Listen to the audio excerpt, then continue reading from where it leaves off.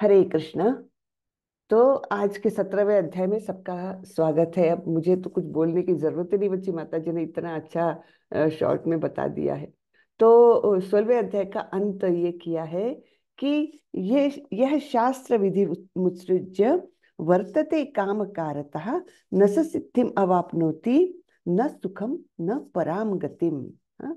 तो जो शास्त्रों के आदेशों की अवहेलना करता है, मानता नहीं है, चाहे वो जानबूझकर हो या चाहे गलती गलती से हो, है ना। कोई कोई लोग जानबूझकर हमको नहीं करना है, इसको फॉलो नहीं करना हमको, ऐसे करके जानबूझ करके भी ना मानने वाले लोग होते हैं। कोई कोई लोगों को वाकई कुछ पता नहीं रहता, तो वो अपने मन से मनगढ़ंत तरीके से नियम बनाते हैं और वैसा जीवन जीते हैं। लेकिन दोनों के लिए क्या है कि अगर शास्त्रों के आदेशों की का पालन नहीं किया तो ना इस जीवन में ना अगले जीवन में ना परम गति, सुख मिलेगा, ना इस जीवन में ना अगले जीवन में, और ना परागति, जो परम गति होती है, मुक्ति की ओर ले जाती है, वो नहीं मिलेगी। इसलिए अंतिम श्लोक में भगवान बोलते हैं, तस्मात् शास्त्र विधानोक्त, तस्मात् शास्त्रम प्रमाणम ते कार्या कार्य व्यवस्थितौ ज्ञात्वा शास्त्र विधानोक्तम कर्म कर्तुम इहार्हसि। तो इसलिए शास्त्रों के विधानों को जानना हमारे लिए आवश्यक हो जाता है कि क्या हमारे लिए कर्तव्य है और क्या नहीं है ना। तो ये सब जानना हमको शास्त्रों के आदेश के अनुसार जानना आवश्यक है। ऐसे विधानों को जानकर हमको कर्म करना चाहिए, तो धीरे धीरे हम में प्रगति होते हुए हम मुक्ति की ओर बढ़ते हैं। अन्यथा जो बताया गया है, कभी भी हम मुक्ति की दिशा में नहीं जा सकते, और यहीं पर मतलब भौतिक जगत में ही पड़े रह जाएंगे। बराबर ना। तो ये बहुत सुंदर हमने 16वें अध्याय में देखा। और दैवी असुरी गुण तो देखे ही। हम्म, जो 26 दैवी गुण हैं। और भगवान फिर बाद में अर्जुन को बोलते भी हैं कि तुम चिंता मत करो अर्जुन, तुम तो दैवी गुणों से युक्त होकर आए हो, है ना। जन्मजात अच्छे गुण लेकर के आए हो तुम, तो तुमको चिंता करने की तो कोई आवश्यकता ही नहीं है। और फिर भगवान असुरी गुणों के बारे में पूरा बताते हैं, किस प्रकार से वे अहंकारी होते हैं और मनगढ़ंत काम करते हैं, अपने आप को बहुत ज्ञानी समझ करके काम करते हैं, लेकिन उनके काम केवल सृष्टि के विनाश की ओर ही ले जाते हैं, है ना। जैसे एटम बॉम्ब हुआ, जैसे और अनेक ऐसे शोध हुए हैं जो उस समय तो बड़े अच्छे लगते हैं, लेकिन आगे जाकर के हमको पता लगता है ये बड़े ही विनाशकारी है, इससे किसी का फायदा नहीं होता है ना। फिर किस प्रकार असुर वृत्ति के लोग कैसे धन संग्रह करते, चाहे योग्य मार्ग हो चाहे अयोग्य मार्ग हो, धन संग्रह करते इंद्रिय तृप्ति के लिए। और केवल मैं कितना धनवान, मैं कितना सुखी, मेरा परिवार कितना अच्छा, है ना, मेरे रिश्तेदार कैसे कुलीन, ये सब बातों में वो उलझा रहता है। और फिर यहीं पर उसका आना जाना चलता रहता है अलग अलग योनियों में। हम्म, तो और अंतिम क्षण तक वो चिंतित रहता है, ये एक खासियत है ना। हम देखते हैं कई लोग इतने बीमार हो जाते हैं, डेथ बेड पर रहते, लेकिन उनको चिंता रहती मेरे दुकान को कौन देखेगा। है ना। एक इसके बारे में हमारे प्रभु जी कहानी बताते हैं कि एक ऐसे ही व्यापारी एकदम डेथ बेड पर था, और उसके 3 पुत्र, एकदम केपेबल पुत्र, और 3 बहुएं सब थे। अब ये अंतिम घड़ी आई तो सारे लोग इकट्ठा हो गए। अब ये कभी बेहोश कभी होश, ऐसा चल रहा था उनका। और एक बार जैसे ही होश आया, उन्होंने देखा कि अरे, यहाँ पर मेरे तीनों भी पुत्र हैं, तीनों भी बहुएं हैं। हाँ, तो उन्होंने क्या प्रश्न पूछा होगा डेथ बेड पर। उन्होंने पूछा, अरे तुम सबके सब यहाँ हो, दुकान में कौन है। तो ये होती है आसक्ति, है ना। कितनी तीव्र आसक्ति है ये कि अपने मृत्यु के समय भी केवल उसको याद आ रहे हैं दुकान में कौन है, दुकान की रखवाली कौन कर रहा है। तो ये आसक्ति जो है, यही हमको बांध के रखती है। बराबर है ना। तो चलिए हम आगे बढ़ते हैं, आज का अध्याय देखते हैं। मैं मंगलाचरण कर लेती हूँ और फिर हम आगे बढ़ेंगे।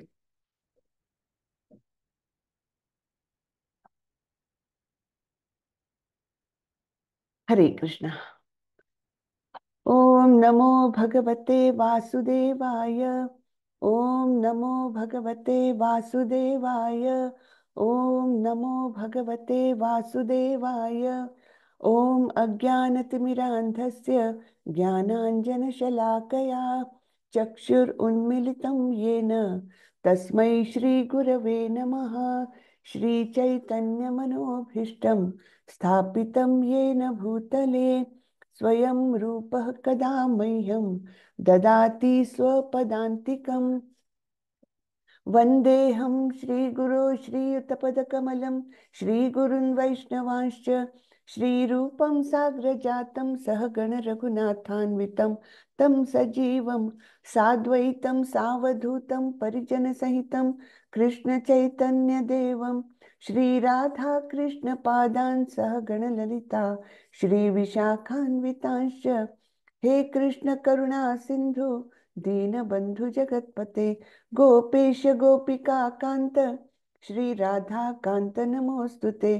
तप्त कांचन गौरांगी राधे वृंदावनेश्वरी वृषभानुसुते देवी प्रणमामि हरिप्रिये।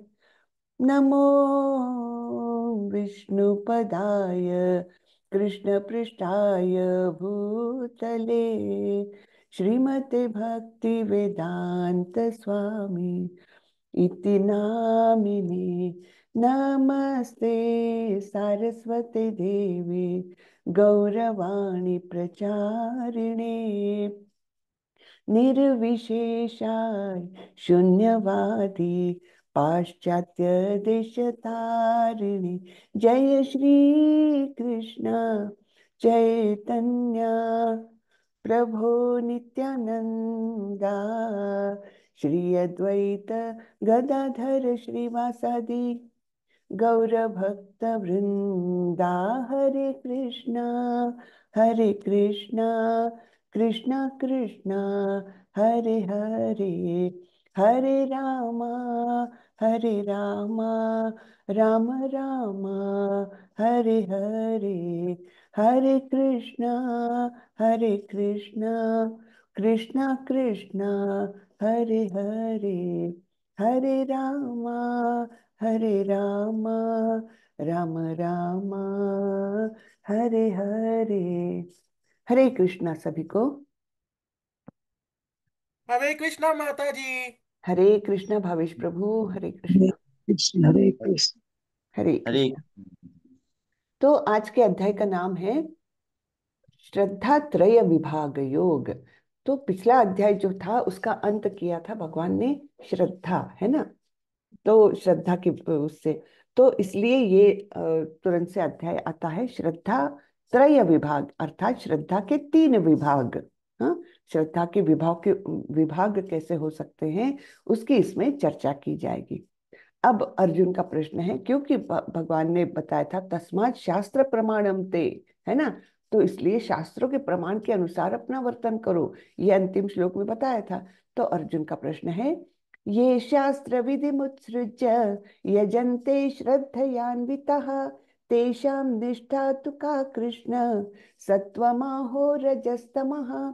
अर्जुन ने कहा, हे कृष्ण, जो लोग शास्त्र के नियमों का पालन न करके अपनी कल्पना के अनुसार पूजा करते हैं, उनकी स्थिति कौन सी है? वे सतोगुणी है, रजोगुणी है या तमोगुणी? है ना, कितना एकदम रिलेवेंट प्रश्न है अर्जुन का, कि अगर शास्त्रों के नियमों का पालन नहीं करते लेकिन श्रद्धा तो है, तो वो अपने नियमों के अनुसार अपनी कल्पना, अपने को जो योग्य लगता है उसके अनुसार पूजा करते हैं, तो उनकी स्थिति कौन सी है, ये वो कौन से गुण में आते हैं।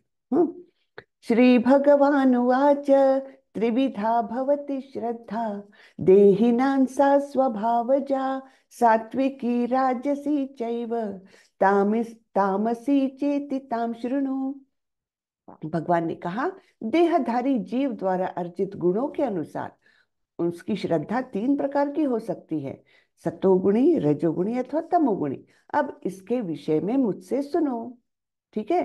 तो जो शास्त्रों के अनुसार नहीं कर रहा है लेकिन अपने मनगढ़ंत तरीके से श्रद्धा है उसकी, तब उसकी श्रद्धा को उसका उसका स्वभाव जैसा है, सा स्वभाव जा, है ना, देहिनान सा स्वभाव जा, यानी उस व्यक्ति की जैसी वृत्ति है, जैसा स्वभाव है, उसके अनुसार वो श्रद्धा भी हो सकती है। तो उसके विषय में अब भगवान डिटेल में बताएंगे। तो अब यहाँ पर हम देखते हैं तीन पार्ट्स किए हैं इस सर्कल के, देख रहे हैं ना।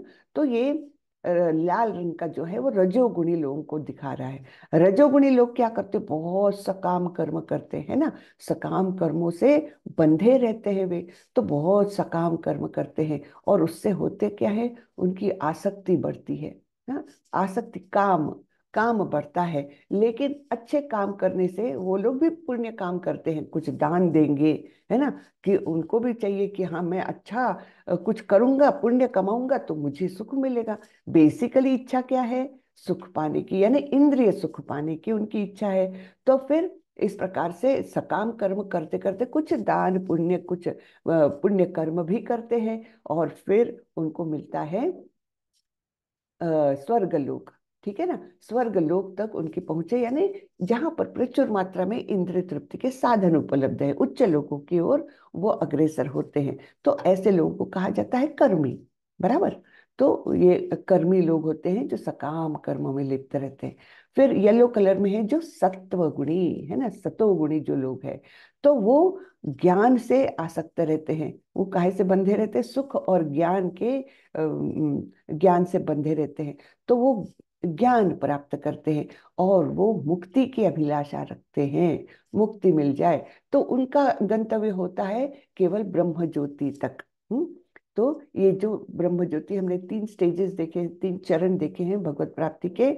सबसे बाहरी चरण है ब्रह्म ज्योति का, जिसको ब्रह्मन भी कहा जाता है।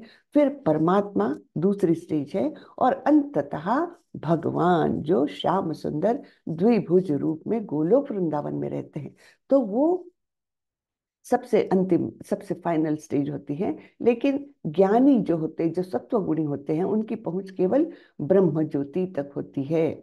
और शुद्ध सत्व में जो आते हैं, सत्व गुण को भी पार कर जाते हैं, तो वे भक्ति करते हैं।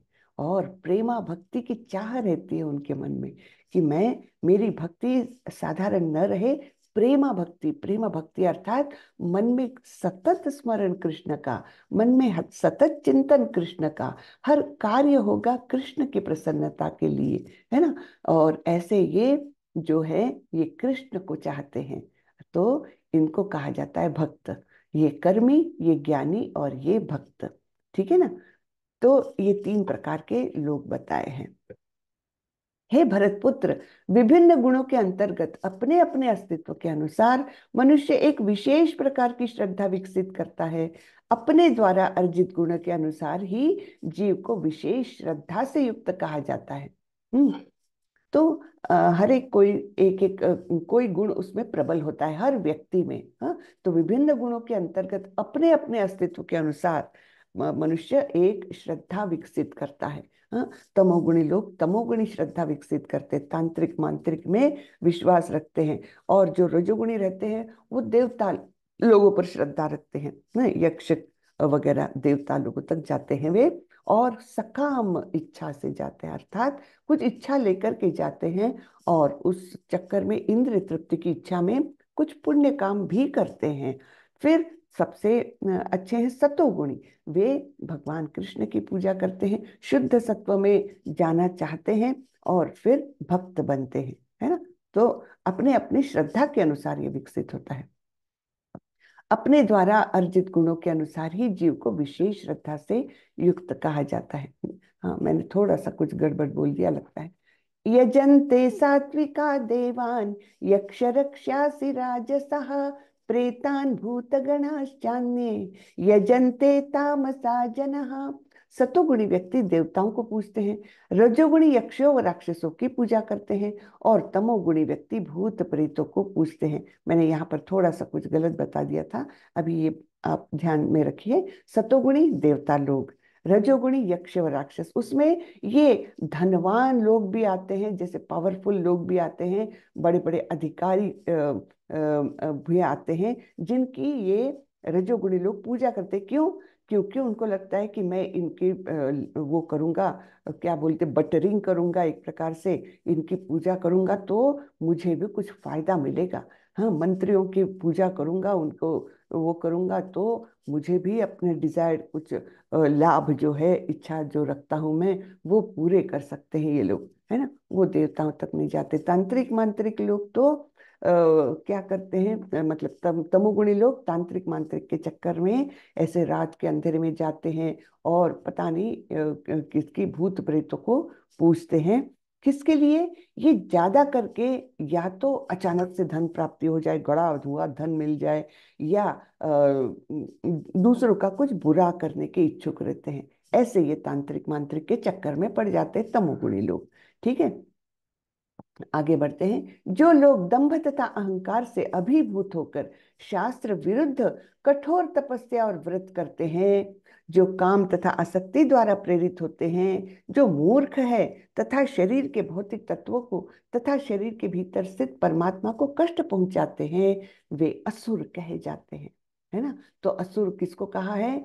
जो दंभ और अहंकार से प्रेरित होकर शास्त्र विरुद्ध कठोर, ये शास्त्रों में कहीं दिया है क्या ऐसा कि ऐसा व्रत करो? हाँ, ये देखो हिरण्यकशिपु का व्रत कैसा था। उनके ऊपर तो चींटियों ने घर बना लिए थे, पूरा शरीर उनका छिन्न भिन्न हो गया था, फिर भी वो तपस्या करते रहे।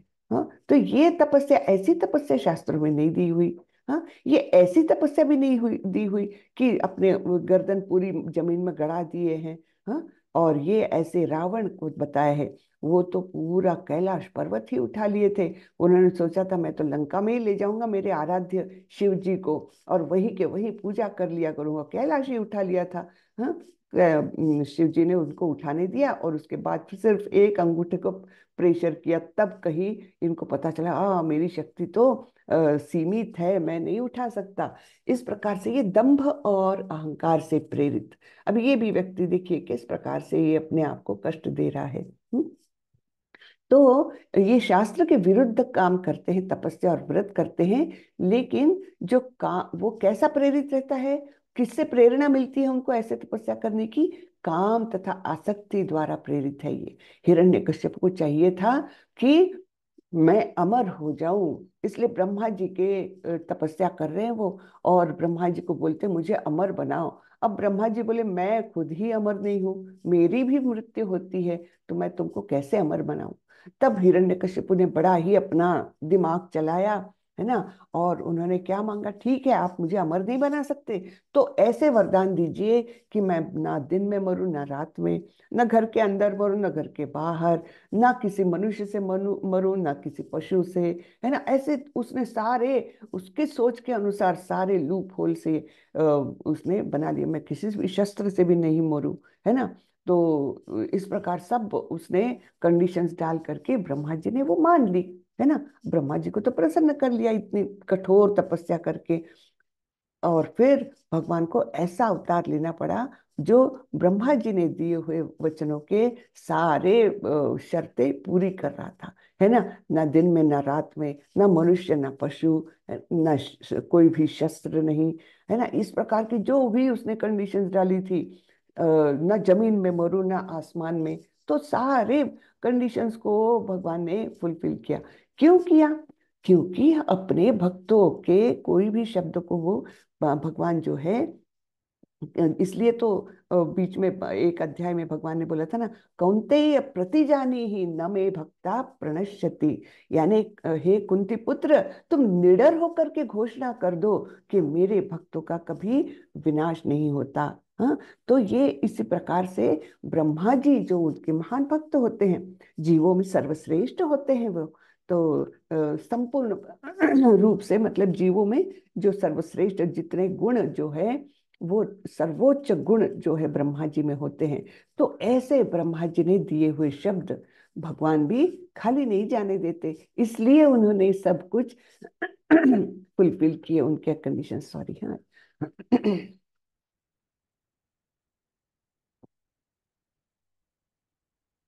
लेकिन भगवान क्या बोलते हैं? ऐसे लोग मूर्ख है। हाँ, ये कोई बड़ी भारी यानी विद्वत्तापूर्ण ये काम नहीं है, क्योंकि शास्त्रों के विरुद्ध कर रहे हैं वो। हाँ, केवल उनकी प्रेरणा है दंभ और अहंकार और आसक्ति और काम, ये उनकी प्रेरणा हो रही है। तो ऐसे लोग मूर्ख है और शरीर के भौतिक तत्वों को तथा शरीर के भीतर स्थित परमात्मा को भी कष्ट पहुंचाते हैं, है ना। तो क्या जो अंदर बैठे हैं परमात्मा, परमात्मा ने, भगवान ने हमको ये शरीर दिया है, किस लिए दिया है? ये मनुष्य जन्म बहुत दुर्लभ है, इसके द्वारा हम भगवान तक पहुंच सकते हैं। ये माध्यम बना के शरीर धर्मम खलु शरीर माध्यमम खलु धर्म साधनम, है ना। तो शरीर के माध्यम से हम धर्म के बहुत सारे काम कर सकते हैं, लेकिन वो ना करके ये लोग अपने ही शरीर को कष्ट पहुंचाते हैं। निश्चित रूप से अंदर जो परमात्मा बैठे हैं वो भी सोचते होंगे क्या विचार है इसके, क्या आचार है इसके, क्यों ये ऐसे कर रहा है। अपने सारे भौतिक तत्वों को, जो पंच महाभूतों से बना हुआ शरीर है, मन बुद्धि अहंकार है, जो सूक्ष्म शरीर, सबको कष्ट दे रहा है और परमात्मा को भी कष्ट दे रहे हैं, है ना। तो ऐसे लोगों को असुर कहा गया है। तो अब देखिए, बहुत सुंदर ज्ञान इस अध्याय में हमको मिलता है। अब भोजन तीन प्रकार का है, वो भी जैसे आपके गुण हैं वैसे ही आपको भोजन पसंद आता है, ये भी बताया है ना। अभी तक आपने किसी भी शास्त्र में ये नहीं पढ़ा होगा कि कैसा भोजन कौन से व्यक्ति को वो पसंद है, कैसा भोजन करना चाहिए। हाँ, ये भी सब ज्ञान देखिए भगवत गीता में दिया हुआ है। जो भोजन सात्विक वस्तु व्यक्तियों को प्रिय होता है वह आयु बढ़ाने वाला, जीवन को शुद्ध करने वाला तथा बल, स्वास्थ्य, सुख तथा तृप्ति प्रदान करने वाला होता है।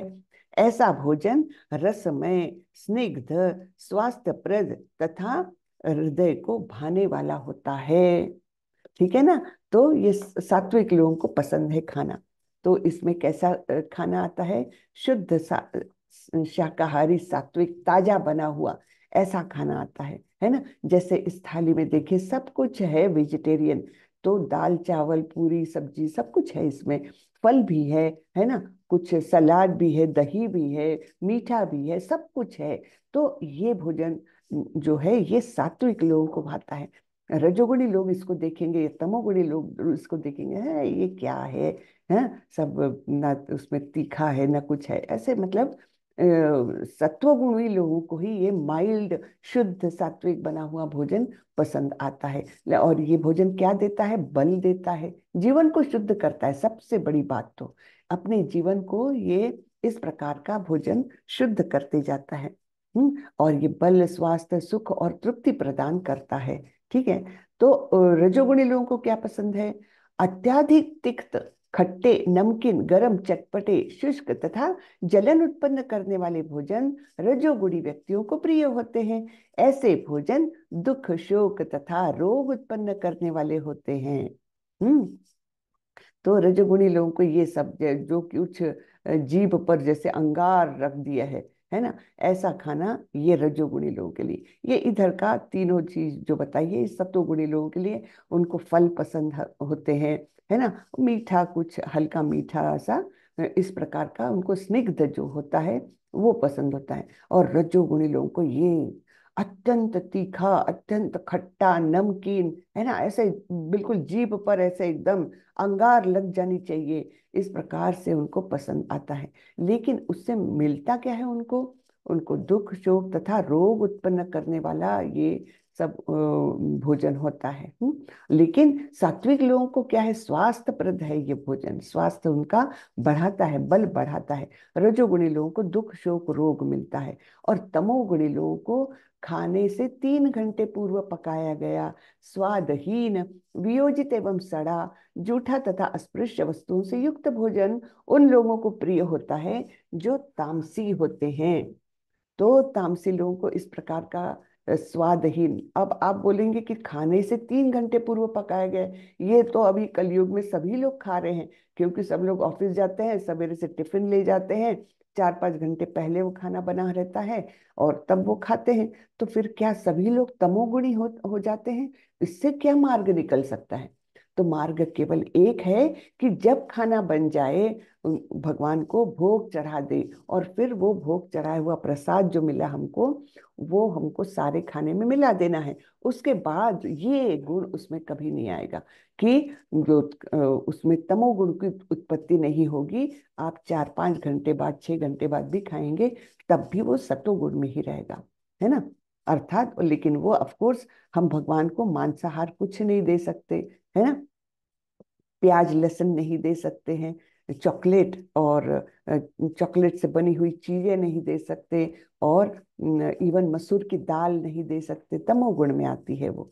तो ये सब चीजें हम भगवान को चढ़ा नहीं सकते। उसके अलावा जो शुद्ध सात्विक खाना है, वो भगवान को भोग चढ़ा करके उसका प्रसाद हम कितने भी घंटे बाद में खाए, तो उस वो तमोगुण उसमें नहीं एंटर करता। ठीक है। लेकिन तमोगुणी लोगों को कैसा खाना पसंद है? स्वादहीन, वियोजित एवं सड़ा, जूठा तथा अस्पृश्य वस्तुओं से युक्त। अस्पृश्य वस्तुएं कौन सी होती है? अब हमको क्या मांस छूने की इच्छा होती है? अस्पृश्य है वो, है ना। स्पर्श करने की इच्छा भी नहीं होती। खून वगैरह ऐसी जो चीज होती है, उसको स्पर्श भी नहीं करते हम। तो ऐसे अस्पृश्य वस्तुओं से युक्त भोजन तामसी लोगों को प्रिय होता है। हम्म। तो यहाँ पर हम देखते हैं ये तमोगुणी लोग, देखिए, ये इस प्रकार का खाना खाते हैं। अब ये एक प्रकार का चीज बताया है।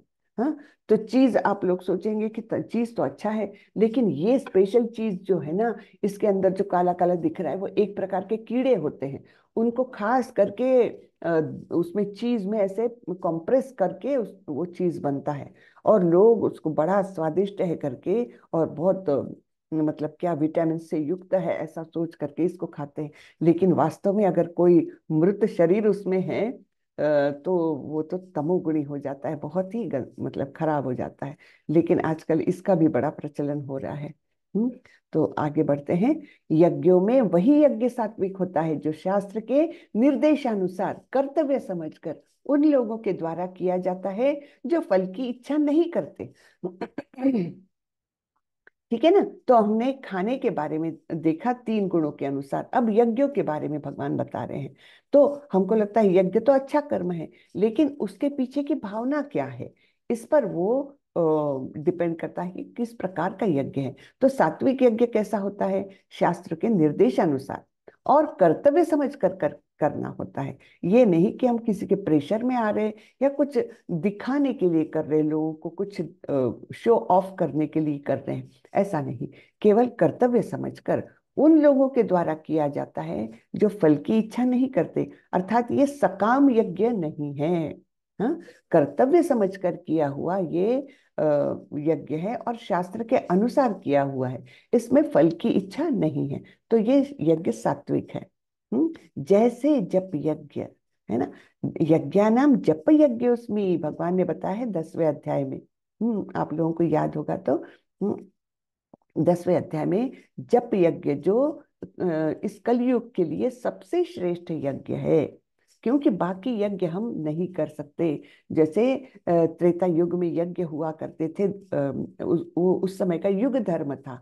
तो उस समय तो सारे इंग्रेडिएंट्स जो होते हैं, जो घी लगता है ना, बाकी सारे जो हवन विधियां, विधि पूर्ण करने के लिए जो सामग्री लगती है, सब अत्यंत शुद्ध होती थी, है ना। और तो और ब्राह्मणों के मंत्रोच्चार बहुत शुद्ध होते थे।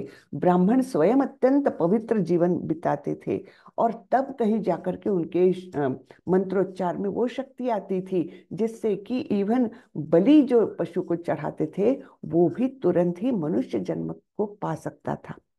तो ये सारे काम क्यों होते थे? क्योंकि सब कुछ शुद्ध स्वरूप में था। लेकिन अभी ना घी शुद्ध है, ना अन्य सामग्री शुद्ध है, ना ब्राह्मण शुद्ध है, ना उनके मंत्रोच्चार, बराबर है ना। तो इसलिए वैसा यज्ञ करना पॉसिबल ही नहीं है। तो कलयुग के लिए सबसे श्रेष्ठ यज्ञ कौन सा बताया है? जप यज्ञ। हाँ, तो इसलिए भगवान बोलते हैं कि यज्ञानाम जप यज्ञ उसमें, सारे यज्ञों में मैं जप यज्ञ हूँ, यानी वो सर्वश्रेष्ठ है। और यहाँ पर हमको तो चैतन्य महाप्रभु स्वयं आए, और उन्होंने इस जप यज्ञ को, यानी जप करने को, संकीर्तन करने को, उन्होंने इतना बढ़ावा दिया, उन्होंने इतना प्रचार प्रसार किया। और उन्होंने बताया कि कलयुग के लिए केवल यही श्रेष्ठ है। हरेर नाम हरेर नाम एव केवलम, कलौ नास्ति एव नास्ति एव नास्ति एव गतिर अन्यथा। यानी तीन तीन बार दोनों चीजें बोली है। हरेर नाम हरेर नाम एव केवलम, यानी हरि का नाम हरि का नाम हरि का नाम यही केवल है जो कलयुग में हमको मुक्ति दिला सकता है। अन्य कोई मार्ग नहीं है, कोई मार्ग नहीं है, कोई मार्ग नहीं है। इतना स्पष्ट हमारे शास्त्रों में उल्लेख हुआ है कलयुग के धर्म का। तो इस प्रकार से ये सात्विक यज्ञ है। ठीक है। लेकिन हे भरत श्रेष्ठ, जो यज्ञ किसी भौतिक लाभ के लिए गर्ववश किया जाता है उसे तुम राजसी जानो। तो किसके लिए किया जाता है? भौतिक लाभ और गर्व। हाँ, कि मुझे समाज में दिखाना है कि मैं कितना अ, मतलब इसमें अध्यात्म में हूँ, देवताओं की पूजा करता हूँ, पूजा पाठ करता हूँ, मैं कितना अच्छा आदमी हूँ मैं, है ना। तो ये गर्ववश जो किया जाता है भौतिक लाभ के लिए, चाहे वो भौतिक लाभ, मेरा बच्चा बीमार है तो वो उसको ठीक कराने के लिए मैं यज्ञ कर रहा हूँ, ये भी सकाम कर्म हुआ। क्योंकि जो इवन आपका पुत्र भी आपके देह से जुड़ा हुआ है, तो भौतिकता में ही वो भी काम हुआ। लेकिन जब कृष्ण की प्रसन्नता के लिए कर्तव्य स्वरूप में जो किया जाता है किसी भी फल की इच्छा के बिना, तब वो सात्विक कहलाता है। हम्म। और जो यज्ञ शास्त्र के निर्देशों की अवहेलना करके, प्रसाद वितरण किए बिना, वैदिक मंत्रों का उच्चारण किए बिना, पुरोहितों को दक्षिणा दिए बिना तथा श्रद्धा के बिना संपन्न किया जाता है, वह तामसी माना जाता है। हम्म। तो तामसी यहाँ पर किसको बताया है? भस्मासुर। उसने क्या किया था? ऐसी तपस्या की थी शिव जी की कि अगर अभी शिव जी प्रकट नहीं हुए तो मैं अभी प्राण त्याग देता हूँ। इस प्रकार से तो शिव जी हमारे आशुतोष, सबसे जल्दी प्रसन्न होने वाले, तो शिव जी आ गए और उन्होंने क्या वर मांगा कि मुझे ऐसा वर दीजिए कि मैं जिसके भी सिर पर हाथ रख दूं वो भस्म हो जाए। अब शिव जी ने वो वरदान दे दिया। फिर क्या हुआ? सबसे पहला टेस्टिंग कौन किस पर करूं मैं? शिव जी सामने खड़े हैं, तो शिव जी के सिर पर हाथ रखने के लिए भागे भस्मासुर, और शिव जी आगे और ये पीछे। अब शिव जी को तो बड़ी चिंता हो गई, मैंने ही वर दिया हुआ, अब मैं उसको क्या करूं। तब फिर मोहिनी के रूप में भगवान विष्णु आए। उन्होंने उस राक्षस को मोहित किया, बोला कि मेरे साथ नृत्य करो। हाँ, तब वो मान गया। नृत्य करते करते मोहिनी ने ऐसी कोई मुद्रा ली कि अपना राइट हैंड अपने ही सिर पर रख लिया। भस्मासुर ने भी वैसी नकल की, और हुआ क्या? उस श्राप के प्रभाव से वही भस्म होकर के ढेर हो गया। बराबर ना। यानी भगवान विष्णु को आना पड़ा शिव जी की सहायता के लिए। ठीक है। तो ये क्या किया है? शास्त्र के निर्देशों की अवहेलना करके, मन प्रसाद वितरण किए बिना, वैदिक मंत्रों का उच्चारण किए बिना, और पुरोहितों को दक्षिणा दिए बिना और श्रद्धा के बिना संपन्न किया हुआ ये जो है तामसी यज्ञ कहलाता है।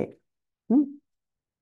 अब इसके आगे भगवान तप के बारे में बता रहे हैं। तपस्या किसको कहते हैं? तो तीन प्रकार की तपस्या कहा गया है। देव द्विज गुरु प्राज्ञ, पूजनम शौचमार्जवम, ब्रह्मचर्यम अहिंसा च, शरीरम तप उच्यते। परमेश्वर, ब्राह्मणों, गुरु, माता पिता जैसे गुरुजनों की पूजा करना तथा पवित्रता, सरलता, ब्रह्मचर्य और अहिंसा ही शारीरिक तपस्या है। ठीक है। तो शरीर की तपस्या कौन सी बोली है? ये सब श्रेष्ठ लोग जो है, परमेश्वर और अन्य श्रेष्ठ लोग, उनकी पूजा करना, और पवित्रता, अंदर बाहर से मन भी शुद्ध तन भी शुद्ध, है ना। सरलता यानी कपट नहीं। कपट किसको कहते हैं? कि हम मन में एक भाव है और उसको व्यक्त करते हुए वो दूसरे भाव को दिखा रहे हैं हम। जैसे किसी व्यक्ति को हम पसंद नहीं करते, लेकिन मुंह से हम बोल रहे हैं अरे आप तो बड़े ही अच्छे हैं, है ना, मन में अलग बोल रहे हैं। तो ये सरलता नहीं, ये कपट होता है। ब्रह्मचर्य, हाँ, यानी इंद्रिय निग्रह, और अहिंसा, हिंसा, मैंने इसके पहले भी बताया था, हिंसा अनेक प्रकार की हो सकती है। शरीर की भी हो सकती है, मन की भी हो सकती है, और आत्मा पर भी हम हिंसा कर सकते हैं जब हम किसी के आध्यात्मिक प्रगति में बाधा डालते हैं। तो पूरी तरह से अहिंसा, ये सब कहलाता है शरीर की तपस्या। हम्म। फिर अब शरीर की तपस्या के साथ साथ भगवान वाणी, देखिए, BMW याद रखिए, कार का मॉडल है ना, कंपनी है ना BMW, तो बॉडी माइंड एंड वर्ड्स। तो ये अभी वाचा यानी वाणी की तपस्या के बारे में बता रहे हैं। अनुद्वेगकरं वाक्यं सत्यं प्रियहितं च यत् स्वाध्यायाभ्यसनं चैव वाङ्मयं तप उच्यते। सच्चे भाने वाले, हितकर तथा अन्यों को क्षुब्ध न करने वाले वाक्य बोलना और वैदिक साहित्य का नियमित पारायण करना, यही वाणी की तपस्या है। तो शरीर की तपस्या बताई, अब वाणी की तपस्या बता रहे हैं कि बोलना कैसे चाहिए। हाँ, हमेशा सच बोलना चाहिए, सामने वाले को भाने वाला चाहिए, और सामने वाले का हित करना चाहिए उससे। हाँ, केवल ऐसा नहीं कि मैं तो सच बोलूंगा फिर सामने वाला उसको कैसे भी ले, कितना भी दुखी हो जाए, है ना, नहीं, वो भाने वाला भी चाहिए, और वो सुन करके किसी का हित होना चाहिए, बुरा नहीं होना चाहिए, और अन्यों को क्षुब्ध न करने वाले वाक्य बोलना। ठीक है, सामने वाले को गुस्सा ना आए, उसको दुख ना होए, इस प्रकार के किसी भी प्रकार से क्षुब्ध न करने वाले वाक्य बोलना, और वैदिक साहित्य का नियमित पारायण करना, यही वाणी की तपस्या है। तथा संतोष, सरलता, गंभीरता, आत्मसंयम एवं जीवन की शुद्धि, ये मन की तपस्या है। तो संतोष, जो कुछ भी भगवान की कृपा से मिला हुआ है उसी में संतोष। सरलता, सरलता हमने देखा है क्या, कि अंदर बाहर एक जैसा निर्मल मन, निर्मल तन। फिर गंभीरता, चंचलता का अभाव गंभीरता होता है। चंचल यानी बस अभी ये काम किया फिर उसमें मन नहीं लगा, दूसरा किया, है ना, अभी ये बात कर रहे फिर दूसरे से किसी अलग विषय पर बात कर रहे, मतलब एक जगह कहीं स्थिरता नहीं। तो ये नहीं, गंभीरता होना चाहिए अपने बोलने में, अपने व्यवहार में एक प्रकार की गहराई होनी चाहिए, गंभीरता। हाँ, आत्मसंयम एवं जीवन की शुद्धि, ये मन की तपस्याएं हैं। अब यहाँ पर कौन दिख रहे हैं, ये है शुक मुनि, और इधर पीछे है व्यास मुनि। अब हुआ क्या, शुक मुनि अपनी माता के गर्भ में जब थे ना, तो वे पहले से ही, मतलब उनको, वो तो मुक्ति के और वो बहुत ही ज्ञानी थे, जब गर्भ में थे तभी भी ज्ञानी थे, और उनको पता था कि मैं जैसे ही इस गर्भ से बाहर निकलूंगा माया मुझ पर झपट्टा मारेगी। भौतिक जगत में आए हैं तो ये माया का प्रभाव रहेगा ही रहेगा। तो वो तो माया, माता के गर्भ से बाहर निकलने को तैयार नहीं थे। 16 वर्ष तक वो अपनी माँ के गर्भ में ही रहे। और फिर मतलब माता को तो कितनी पीड़ा हो रही होगी, 16 वर्ष तक वो अंदर है। तब फिर क्या हुआ, भगवान कृष्ण को इन्होंने बुलाया, व्यास मुनि ने, और भगवान कृष्ण स्वयं आए, और उस गर्भ को अर्थात शुक मुनि को उन्होंने आश्वासन दिया, तुम बाहर आओ, तुमको माया बिल्कुल प्रभावित नहीं करेगी, माया का तुम पर कोई असर नहीं होगा, तुम बाहर आ जाओ। तब जब कृष्ण ने आश्वासन दिया, तब कहीं शुकमुनि गर्भ से बाहर आए, और जैसे ही जन्म हुआ वो जंगल की ओर भाग गए कि मुझे अपने सगे संबंधी रिश्तेदार इनके साथ रहूंगा तो माया का प्रभाव आएगा ही आएगा, कितना भी कुछ कर लो, मेरा बेटा, मेरा भाई, और ये वो, मतलब मेरा मेरा चालू हो जाता है, और उसके कारण मैं भी प्रभावित हो जाऊंगा। तो वो जैसा ही जन्म हुआ वैसे ही वे जंगल की ओर भागते गए, और व्यास मुनि जो है वो पीछे पीछे भागते हुए आए, पुत्र पुत्र रुक जाओ ऐसे करके। लेकिन अब ये तो भागते हुए जा रहे थे, अब एक सरोवर के किनारे से निकले, वहां पर स्त्रियां स्नान कर रही थी। अब ये भी स्वयं नग्न अवस्था में थे, पूरे ही पूरे मुक्त जीव, शुक मुनि यानी पूरे तरह से मुक्त जीव, और ये भी पूरे नग्न अवस्था में, 16 साल का शरीर है, तो मतलब पूरा डेवलप्ड शरीर है। लेकिन तब भी इन महिलाओं को जरा भी मतलब शर्म नहीं, मतलब लज्जा नहीं आई, उन्होंने वैसे ही अपना काम चालू रखा स्नान करने का। लेकिन जब पीछे पीछे व्यास मुनि दौड़ते आए तो स्त्रियों ने तुरंत से वस्त्र अपने ओढ़ लिए। अब व्यास मुनि ने उनको पूछा कि ऐसा क्यों कि मेरा इतना सुंदर और 16 साल का जवान लड़का यहाँ से गया, वो नग्न अवस्था में था, और तब भी आप लोग स्नान कर रहे थे, आपको तब नहीं लज्जा आई, और मैं तो इतना बूढ़ा व्यक्ति हूँ और मैं यहाँ से जा रहा हूँ, आप लोग तो मेरे पौत्रियों के समान हो, मेरे नाती नतरों के समान हो, और आप लोगों को शर्म क्यों आई, इसका क्या कारण है। तब उन स्त्रियों ने बताया था कि जब आपका पुत्र यहाँ से गया तब हमने देखा कि उसके आंखों में कितनी सरलता, एक शुद्धता थी, है ना, वो शरीर का भेद नहीं कर रहे थे, यानी केवल आत्मा स्वरूप में वो सबको देखते हैं। हाँ? शरीर तो केवल आवरण है, ये वो पूरी तरह से जानते हैं, और वही शुद्धता उनकी आंखों में थी, इसलिए हमको कोई लज्जा नहीं आई। लेकिन आप तो गृहस्थ है और आप शरीर के भेद को जानते हैं, इसलिए हमको आपके सामने लज्जा आई। तो ऐसे ये महान मुक्त आत्मा शुक मुनि के बारे में बताया है। ये है मन की तपस्या, है ना, जिस अवस्था में है संतोष, गंभीरता, सरलता, आत्म संयम और जीवन की शुद्धि, इससे इससे ज्यादा शुद्धि क्या हो सकती है कि जो शरीर के आवरण का कोई उनको फर्क ही नहीं पड़ता है। तो इस प्रकार से ये मन की तपस्या। अब आगे देखते हैं। श्रद्धया परया तप्तम तपस्त्रस्त्रिविधम नरहि अफलाकांक्षिभिर्युक्तैः सात्विकम परिचक्षते। भौतिक लाभ की इच्छा न करने वाले तथा केवल परमेश्वर में प्रवृत्त मनुष्यों द्वारा दिव्य श्रद्धा से संपन्न यह 3 प्रकार की तपस्या सात्विक तपस्या कहलाती है। तो हमने 3 प्रकार की तपस्या कौन सी देखी। एक तो शरीर की तपस्या, फिर वाणी की तपस्या देखी, और फिर मन की तपस्या देखी। अब ये 3 तपस्याओं को भी और अलग अलग भागों में विभाजित करके भगवान बता रहे हैं। तो भौतिक लाभ की इच्छा न करने वाले और केवल परमेश्वर में प्रवृत्त मनुष्यों द्वारा दिव्य श्रद्धा से संपन्न, इस प्रकार से शरीर, मन और वाणी की तपस्या, ये 3 प्रकार की तपस्या सात्विक तपस्या कहलाती है। जैसे यहाँ पर हम देखते हैं साधु लोग, भक्त लोग अलग अलग परिक्रमाएं करते हैं, तो वो कैसा है, वो सात्विक तपस्या है ना। तो श्रद्धा से संपन्न होकर के भौतिक लाभ की इच्छा के बिना केवल भगवान को संतुष्ट करने के लिए ये जो कर रहे हैं, वो सात्विक तपस्या कहलाती है। सत्कार मान पूजार्थम तपोदम्भेन चैव यत् क्रियते तदिह प्रोक्तम राजसं चलमध्रुवम्। जो तपस्या दंभ पूर्वक तथा सम्मान, सत्कार एवं पूजा कराने के लिए संपन्न की जाती है, वह राजसी अर्थात रजोगुणी कहलाती है। यह न तो स्थायी होती है न शाश्वत।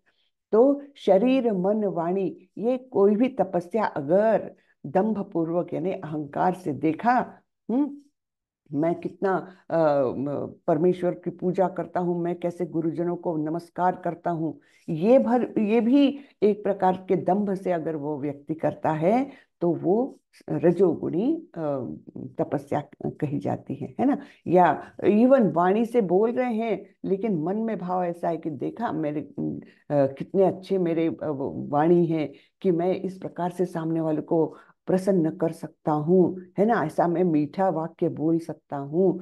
तो ये अगर दंभ है मन में और वाणी की तपस्या भी कर रहे हो, देखा मैं तो सत्य बोलता हूँ, है ना, तो इस प्रकार से अगर वाणी की तपस्या भी कर रहे हैं, तो वो रजोगुणी ही कहलाएगी, क्योंकि दंभ पूर्वक और सामने वाला मेरी वाही वाही करे इसके लिए कर रहा हूँ, तो फिर वो रजोगुणी है। तो ये रजोगुणी जो भी फल है वो न तो स्थायी है न शाश्वत। और अब ये 3 प्रकार के लोग हैं। मूढ़ ग्राहेणात्मनो यत् पीडया क्रियते तपः परस्योत्सादनार्थं वा तत्तामसमुदाहृतम्। मूर्खतावश आत्म उत्पीड़न के लिए या अन्यों को विनष्ट करने या हानि पहुंचाने के लिए जो तपस्या की जाती है, वह तामसी कहलाती है। तो यहाँ पर शरीर को इतना कष्ट दे रहे हैं, शरीर की तपस्या है लेकिन मूर्खता पूर्ण तपस्या है ये, है ना। और ये कर क्यों रहे हैं, आत्म उत्पीड़न, है ना, और अन्यों को नष्ट करने के लिए इस प्रकार से अगर तपस्या करते हैं वो तामसी है। कोई भी तपस्या हो, वो शरीर, वाणी या मन की हो सकती है, लेकिन वो तामसी हो जाती है। फिर अब दान के बारे में बताएंगे। देखिए कितना ज्ञान है इस अध्याय में, इसमें और 18वें अध्याय में। तीनों गुणों को लेकर के पूरा व्यवहार सबका अच्छे से एनालिसिस किया गया है भगवान द्वारा। अब यहाँ पर दान के बारे में बता रहे हैं भगवान। दातव्यमिति यद्दानम दीयतेनुपकारिणे देशे काले च पात्रे च तद्दानम सात्विकम स्मृतम।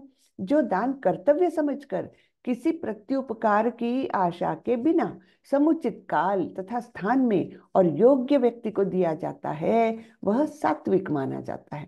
हम्म। तो दान देते समय भी हमको बहुत सावधान रहना चाहिए कि किस वृत्ति से हम दान कर रहे हैं। तो जो दान कर्तव्य समझकर ये प्रभु जी दान दे रहे हैं भगवत मतलब ऐसे आध्यात्मिक किताबों का, तो कैसे कर्तव्य समझकर, ये मेरा कर्तव्य है कि कृष्ण का नाम सब जगह पहुंचे ये समझकर। और उनको कुछ भी उसके बदले में कुछ भी नहीं चाहिए, बस आप ये किताब लीजिए, इसको पढ़िए घर जा करके, इतना ही।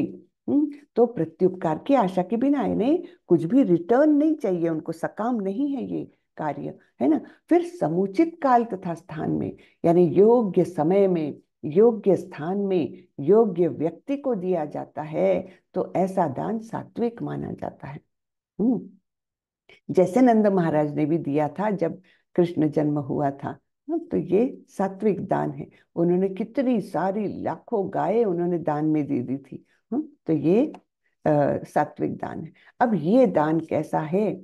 यत्तु यत्तु प्रत्युपकारार्थम फलम उद्दिश्य वा पुनः दीयते च परिक्लिष्टम तद्दानम राजसं स्मृतम।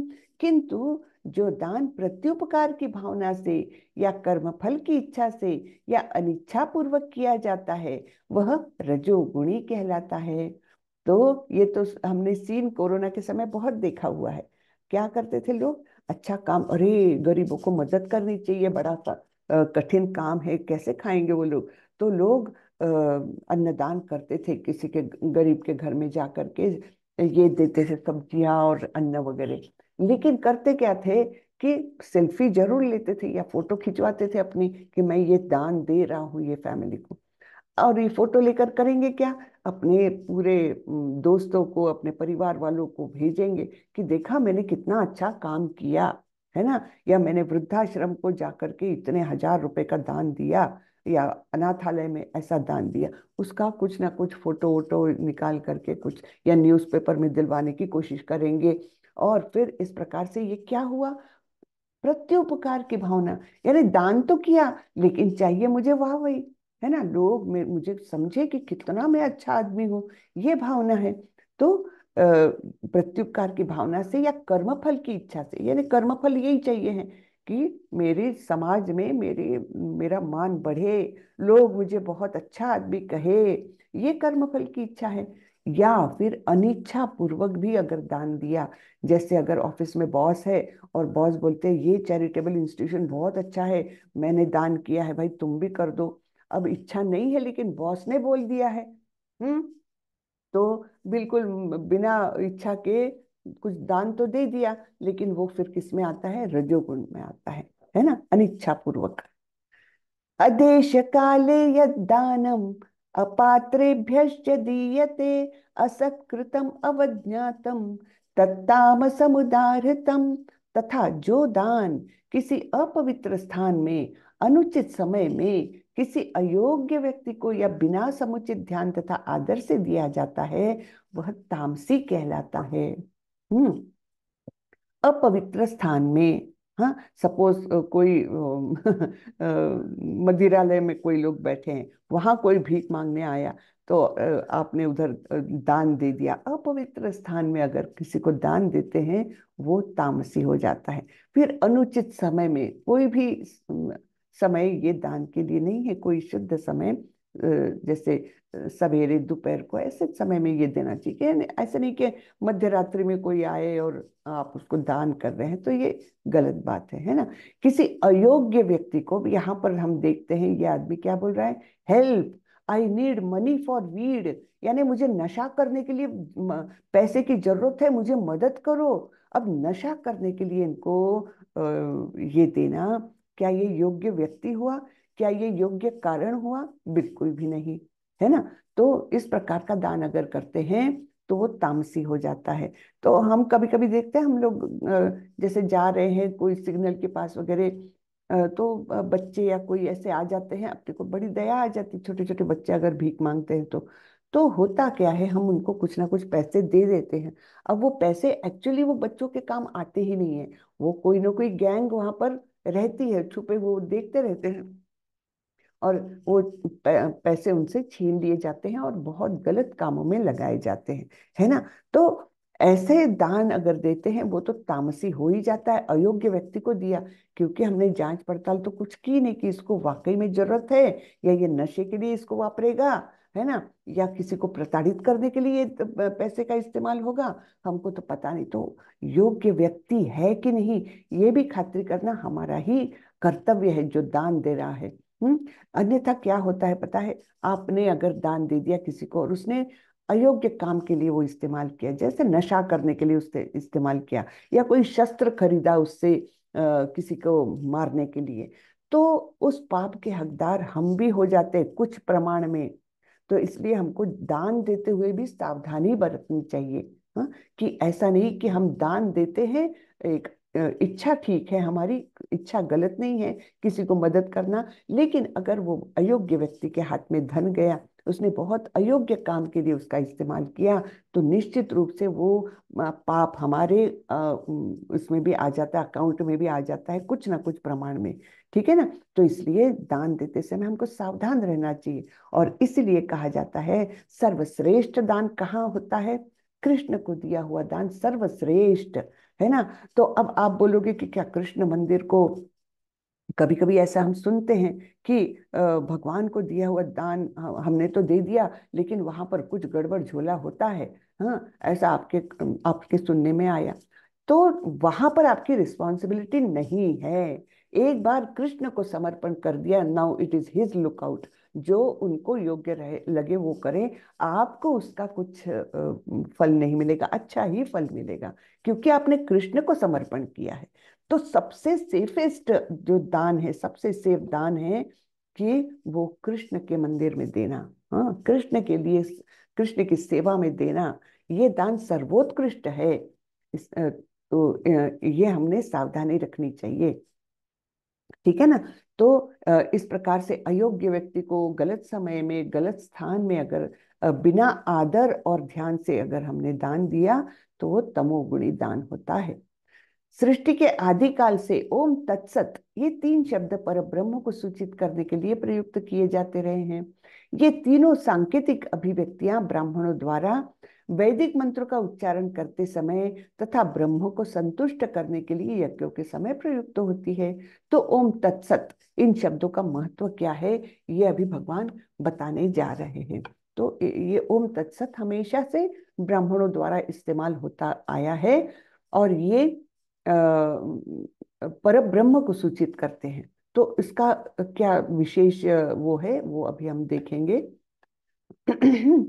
तो योगी जन परब्रह्म की प्राप्ति के लिए शास्त्रीय विधि के अनुसार यज्ञ दान तथा तप की समस्त क्रियाओं का शुभारंभ हमेशा ओम से करते हैं। हम देखते हैं ना, कोई भी मंत्र उच्चारण करने के पहले, कोई भी अच्छा काम शुरू करने के पहले ब्राह्मणों द्वारा इस ओम शब्द का उच्चारण होता है। ओम तो ओम तद विष्णु, ये ऐसे जो भी श्लोक होते हैं, मंत्र होते हैं, ओम से शुरू होते हैं। तो ओम का मतलब है विष्णु। भगवान ने 10वें अध्याय में बताया भी है कि ओमकार जो है वो ध्वनि मैं हूँ। हाँ, तो आदि ध्वनि कहा जाता है इसको। तो ओम मतलब विष्णु से सर्वोच्च लक्ष्य को इंगित करने के लिए वैदिक श्लोकों की या भजनों की शुरुआत में रखा गया है। तो हमेशा ये जो मैं कार्य करने जा रहा हूँ इसका लक्ष्य है विष्णु को प्रसन्न करना, इसलिए हम ओम शब्द शब्द को उच्चारण करते हैं। फिर मनुष्य को चाहिए कि कर्म फल की इच्छा के बिना विविध प्रकार के यज्ञ तप तथा दान को तत् शब्द कहकर संपन्न करे। ऐसी दिव्य क्रियाओं का उद्देश्य भव बंधन से मुक्त होना होता है। तो कर्म फल की इच्छा के बिना। पहले तो ओम हमने विष्णु को संबोधित किया, विष्णु को एक प्रकार से आराधना की। और तत्, ये शब्द किसके लिए है कि ये दिव्य क्रिया, ये क्रिया मैं करने जा रहा हूँ, इसका उद्देश्य है भव बंधन से मुक्ति, अर्थात ये समर्पण की भावना। तो ये तत्व शब्द का महत्व है। फिर परम सत्य भक्तिमय यज्ञ का लक्ष्य है और उसे सत्य शब्द से अभिहित किया जाता है। हे प्रथापुत्र, ऐसे यज्ञ का संपन्न करता भी सत्य कहलाता है।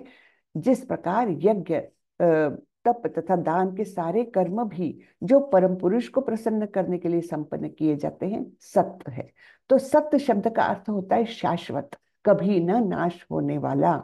तो जो परम सत्य, ये ही यानी भगवान ही, कोई भी यज्ञ जो भक्ति के साथ संपन्न किया जाता है तो वो भगवान की प्रसन्नता के लिए है, इसलिए उसको सत्य शब्द से अभिहित किया जाता है। यानी सत्य शब्द का उच्चारण करके हम ये दर्शाते हैं कि ये अविनाशी कार्य है जिसका नाश नहीं होगा। सत्य शब्द का अर्थ है शाश्वत। प्रभु की सेवा के लिए की गई गतिविधियां सत्य को प्रकट करती है। इस तरह की गतिविधि में क्रियाओं का प्रदर्शन शाश्वत हो जाता है। गतिविधियों का उद्देश्य शाश्वत है और गतिविधियों के लाभ भी शाश्वत है। तो शाश्वतता आती है जब हम ओम तत्सत, ओम अर्थात विष्णु, तत् यानी समर्पण की भावना, और सत्य यानी अविनाशी कार्य, अविनाशी भक्ति, ये दिखाता है। ठीक है, तो ये ओम तत्सत का अर्थ हुआ। फिर अश्रद्धया हुतं दत्तं तपस्तप्तं कृतं च यत् असदित्युच्यते पार्थ न च तत्प्रेत्य नो इह। हे पार्थ, श्रद्धा के बिना यज्ञ दान या तप के रूप में जो भी किया जाता है वह नश्वर है, वह असत कहलाता है और इस जन्म तथा अगले जन्म दोनों में ही व्यर्थ जाता है। ठीक है, तो श्रद्धा तो होनी ही चाहिए, कोई भी कार्य करते हैं तो। अब वो श्रद्धा तीन गुणों के अनुसार है ना, सत्व रजो तमो। तो वो सब हमने भेद देखे हैं। तो अश्रद्धा क्या है, वो असत है। श्रद्धा के बिना कोई भी कार्य नहीं करना चाहिए। तो यहाँ पर प्रभुपाद जी के कुछ शब्द देखते हैं। बद्ध अवस्था में लोग देवताओं, भूतों या कुबेर जैसे यक्षों की पूजा करने के प्रति आकृष्ट होते हैं। यद्यपि सत्वगुण, रजोगुण तथा तमोगुण से श्रेष्ठ है, लेकिन जो व्यक्ति कृष्ण भावनामृत को ग्रहण करता है वह प्रकृति के इन तीनों गुणों को पार कर जाता है। यानी भक्ति में इतनी शक्ति है कि वो गुणातीत तो हो सकता है। सफलता पाने के लिए उपयुक्त गुरु प्राप्त करके उसके निर्देशन में प्रशिक्षण प्राप्त करना चाहिए। तो हम अगर गुरु के मार्गदर्शन के बिना करेंगे तो वो क्या हो जाता है, अपनी कल्पना के अनुसार, अपने मनगढ़ंत विचारों के अनुसार हम कार्य करते हैं, जो कई बार गलत होते हैं, शास्त्रों के अनुसार नहीं होते। शास्त्र हम हमारे गुरु जानते हैं, है ना, क्योंकि उनको गुरु शिष्य परंपरा से वो ज्ञान प्राप्त होता है। और उन्होंने स्वरूप सिद्ध व्यक्ति जो होते हैं, जो सत्य का दर्शन किए हुए हैं, यानी बहुत उच्च स्तर के भक्त है, वो गुरु के रूप में हमने प्राप्त करने चाहिए।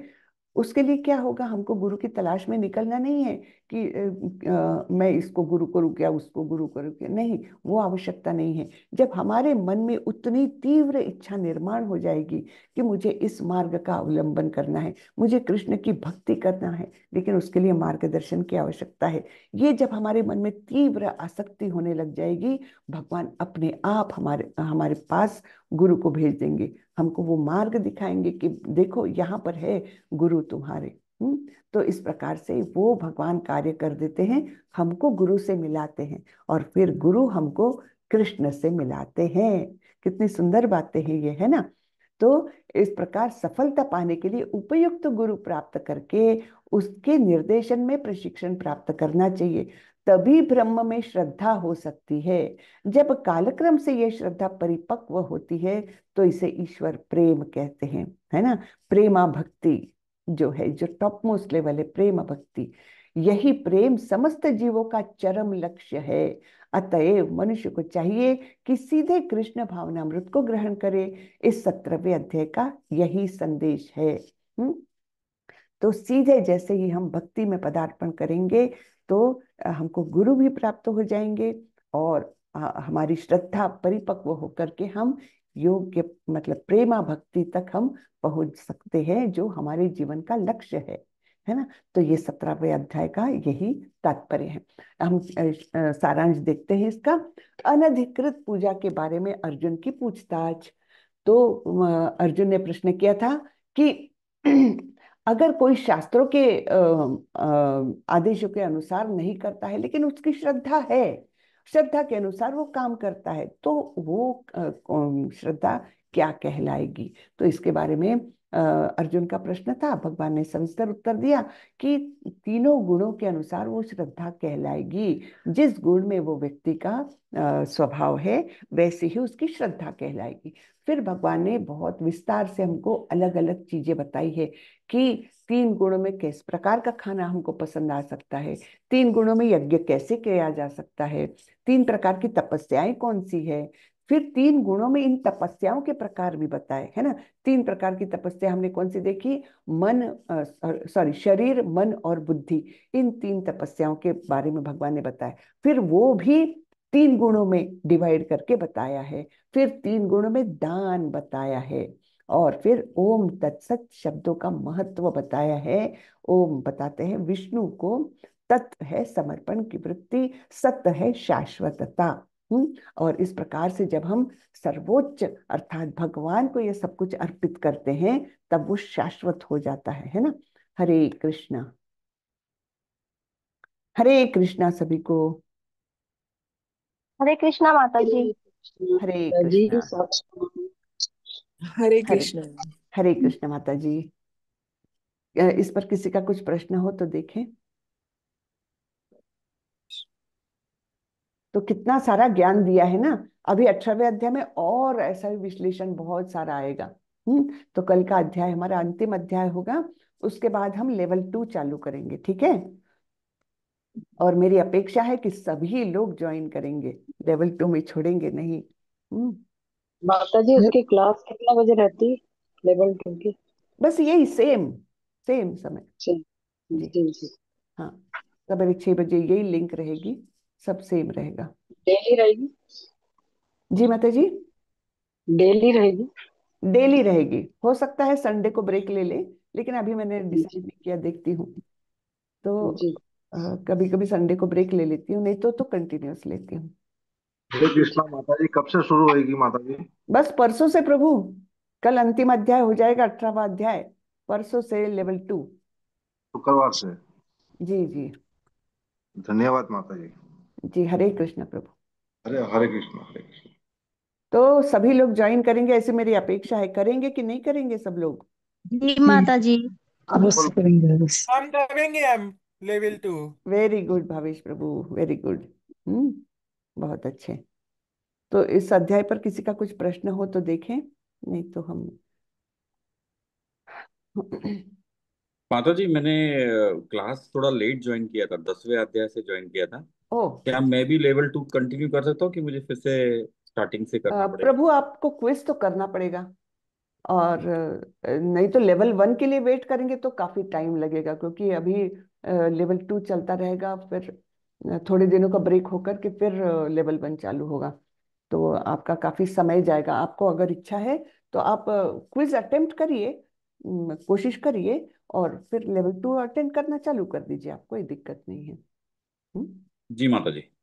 जी प्रभु। हरे कृष्णा मैम। हरे कृष्णा ज्योति माता जी। जी माता जी। मैम मैं नहीं हूँ, उसमें क्या रहेगा लेवल 2 में? लेवल 2 में हम भगवत गीता ही पढ़ेंगे, और लेकिन उसमें क्या है, हम हर एक श्लोक को पढ़ेंगे, किताब से पढ़ेंगे। उस समय पीपीटी नहीं रहेगी, किताब अच्छा। सामने रहेगी आपके, मैं स्क्रीन पर दिखाऊंगी। और हम हर श्लोक को पढ़ेंगे, उसका अनुवाद भी पढ़ेंगे, और फिर थोड़ा कुछ एक्सप्लेनेशन मैं करना चाहूंगी, और वो करूंगी।